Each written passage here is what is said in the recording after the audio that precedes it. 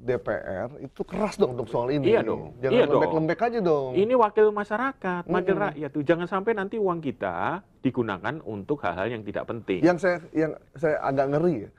Udah Jakarta Bandungnya boncos, Apalagi kereta api Parahyangannya mati gara-gara kereta cepat itu. ini, yang rugi ini. Kemudian ada usulan kereta api Jakarta Surabaya kereta cepat. Itu tambah parah lagi.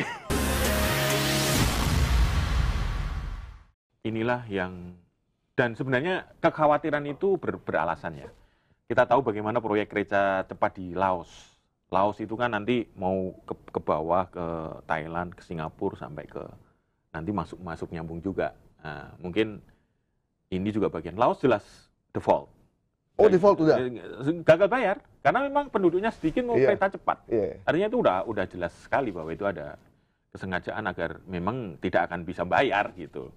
Nah, akhirnya semua diambil alih oleh China. Gitu, dikelola oleh China itu? Ya, dikelola oleh China. Tapi kan kalau kita, menurut beberapa ahli, ini kan bisnis to bisnis. Kalaupun tidak dibayar, artinya ya sudah, mangkrak aja nanti. Meskipun itu nanti efek hukumnya kita nggak tahu ya. Default berarti nggak dibayar, apakah nanti semua akan diambil oleh konsorsium dari China atau dioperasikan sendiri, kita nggak tahu seperti apa. Tapi ya efeknya begitu, artinya tidak. Dan pertanyaannya lagi adalah mereka dapat jaminan apa kalau bisa mau di sini ya? Itu juga jaminan dari China Development Bank ya, yang meminjami dengan 116 triliun itu dengan bunga berapa, 2% ya, 2,5 atau lebih itu. Itu pasti mereka punya ini dong, kan nggak mungkin kan, tidak ada freelance, tidak ada makan siang gratis, apalagi uang segede itu. Pasti gitu. Ada agunan dari kita. Ada agunan, nah ini yang kita belum apa agunannya yang membuat akhirnya mereka mau bangun. Nah ini yang perlu kita kulik lagi, sebenarnya apa ini yang tujuannya dari kereta cepat ini, apakah memang mau ngincer yang kemudian Jakarta, Bandung, Surabaya, atau memang tadi kekhawatiran nanti mau dikonversi dengan saham PT KAI yang memang sudah jadi. Ini akan lebih bahaya lagi. Ini mestinya publik melalui DPR, melalui ini harus benar-benar membuka ini gitu ya. Yang kita harapkan DPR itu keras dong untuk soal ini. Iya dong. Jangan lembek-lembek aja dong. Ini wakil masyarakat, wakil rakyat tuh. Jangan sampai nanti uang kita digunakan untuk hal-hal yang tidak penting. Yang saya agak ngeri ya. Udah Jakarta Bandungnya boncos, kereta api Parahyangannya mati gara-gara kereta cepat ini, yang rugi ini. Kemudian ada usulan kereta api Jakarta Surabaya kereta cepat. Itu tambah parah lagi. Bisnis itu akan semakin repot lagi. Nah, bisnis KAI bakalan habis ini. Iya, makanya. Jarak jauh gitu. Itu yang kita khawatirkan. Dan kalau ini terjadi ya masalah buat kita. Masalahnya serius. Serius ini? Serius, karena PT KAI ini salah satu pilar untuk transportasi Indonesia kan. Gimana kalau itu dikuasai? Sebenarnya lagi diincar apa enggak ya? Kita nggak tahu juga. Ini sebenarnya ada apa di balik ini semua ya? Makanya kita perlu tahu, para pembuat kebijakan itu harus membuka sebenarnya jaminannya apa. Nah, mungkin karena ini sekarang udah di lain pihak ini juga ujian pertama bagi Danantara lah, yang orang-orang bagus, orang pinter, penasihatnya dari berbagai negara, gimana menyelesaikan ini dengan baik gitu. Jadi jangan buang bodi. Jangan cuma investasi doang, tapi investasi di surat utang lagi. Tapi ntar omongannya Purbaya kan di tempat saya lagi. Itu jadinya gimana gitu. Nah, ini satu hal. Kita punya utang banyak dan kita tidak tahu bagaimana cara bayarnya. Dan saya yakin kalau sampai dana APBN digunakan, masyarakat tidak akan pernah terima. Betul. Ini udah besar sekali problemnya. Jadi untuk pemerintah, untuk DPR, hati-hati. Hati-hati. Ini masyarakat lagi sensitif, kita lagi pengen efisiensi. Betul. Jangan sampai gegabah tiba-tiba memutuskan sesuatu tanpa berpikir panjang. Jangan sampai ini jadi problemnya makin akut. Itu satu hal. Yang kedua soal isu markup. Wah, ini berat lagi itu. Yang disampaikan Pak Mahfud MD. Kita tahu mantan Menko ini kalau kasih statement nggak sembarangan. Betul. Dia udah pegang data biasanya. Dia udah pegang data dan dia bekas menteri di era tersebut. Jadi KPK sioknya jangan lemes nanggepinnya. Lemes amat. Iya, lemes amat. Kok nggak datanya? Lah, datanya mana? Lah, dia punya kewenangan. Bapak digaji untuk cari data untuk itu. cari data itu. Kalau ASDP cepat. Nah, gitu. Yang kenapa ini lama? Iya. Kan sama, ASDP kan cuma beli doang. Iya. Tapi barangnya kan ada. Ya. Kalau ini kan di markup dan lumayan loh, Mas. Betul.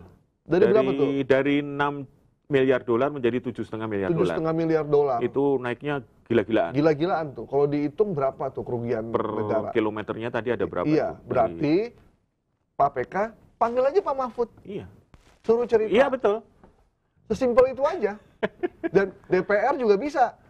Komisi Bikin 6 pansus, panggil ya. Pak Mahfud suruh cerita. Betul. Apa yang dia tahu, kayak waktu Pak Mahfud bilang ada apa korupsi di apa bea cukai waktu dia apa dana gitu yang tersimpan karena banyak barang-barang ilegal yang masuk. Panggil Pak Mahfudnya, suruh dia cerita supaya ini tidak jadi beban Ya. di pemerintahan Prabowo. Iya. Memang harus gitu karena gini ya. Kita itu terbiasa kalau ada kasus-kasus besar yang menyinggung orang-orang atau berpotensi menyeret orang-orang besar itu selalu diambangkan. Ini bahaya. Karena apa cita-citanya Pak Prabowo adalah mendapatkan investasi dari negara-negara lain untuk mencapai pertumbuhan 8%. Mustahil pertumbuhan 8% itu dicapai tanpa ada investasi dari luar. Ya. Gitu. Nah, investasi dari luar itu apa? Salah satu ukurannya adalah penegakan hukum. Iya. Indeks korupsi. Indeks korupsi. Seperti apa pemerintah Indonesia itu serius dalam penegakan hukum, termasuk dalam kasus-kasus besar. Contoh ini KCIC harus diusut tuntas, diumumkan siapapun yang terlibat memang harus dimasukkan dalam proses hukum. Itu contoh di Korea Selatan ya. Kenapa orang masih percaya di Korea Selatan meskipun mantan-mantan presidennya juga masuk penjara gitu. Jadi orang tetap yakin dengan Korea Selatan. Kenapa? Karena penegakan hukumnya jelas. Investasi gue di situ aman. Lah di kita. Karena siapa yang bersalah langsung dihukum. Sebenarnya itu aja, simple. Kalau mau menuju pertumbuhan ekonomi yang sesuai harapan, penegakan hukum itu harus. Pemberantasan korupsi seperti yang sudah disampaikan Pak Prabowo dalam berbagai kesempatan itu memang harus serius gitu. Serius, jangan hanya selesai di statementnya Pak Prabowo gitu. Nah, masalahnya KPK aja lemes tadi. Nah, gimana gitu loh? Ini tidak mungkin kalau penegakan hukum dan pemberantasan korupsi ini tidak dijalankan secara serius ya sulit untuk mengejar pertumbuhan. Jadi kalau Pak Purbaya sendirian nggak mungkin juga gitu. Ya, memang ada indikasi Pak Purbaya sendirian. Ada satu momen ketika Pak Purbaya habis rakor ya. Di situ ada Pak Purbaya, Menko AHY, Menko Erlangga, Menko Pangan, dan Julhas. Menko Pak Pratikno. Lima Menko, 1 Menkyu. Ketika ketemu wartawan, mereka hanya berfoto, terus mereka bilang, ya nanti, untuk wawancara biar Pak Purbaya. Kemudian dia ditinggal. Itu secara tidak langsung. Teralienasi ya. Dia kayak dijebak gitu, silakan suruh ngomong. Tapi makin dia ditinggalkan, makin namanya makin kenceng. Makanya. Bahkan ada yang bilang semua menteri tidak boleh tetot-tetot. Kita jaga mobilnya Pak Purbaya. Dahsyat itu. Iya. Jadi hanya untuk satu menteri aja. Ini ada di ini. Kalau yang lain dihalangin. Yang lain dihalangin gitu. Saya bilang, jangan sampai begitu ini. Sampai sebegininya gitu. Iya. Tapi ya itu mah respon masyarakat yang natural ya. Yang natural aja. Jadi nggak usah terlampau. Reaksi spontan lah ya. Reaksi spontan. Jadi nggak usah terlampau baper juga. Jadi gini, itu kan message-nya adalah, udah lu pakai Anda pakai fasilitas negara, menggunakan pengawalan, silahkan, tapi kerjamu yang bagus dong. Iya, benar. Jangan udah pakai begitu, mau pulang jam 12 malam masih macet, masih ngiung-ngiung juga lah, mau ngapain? Gitu. Itu loh masalahnya.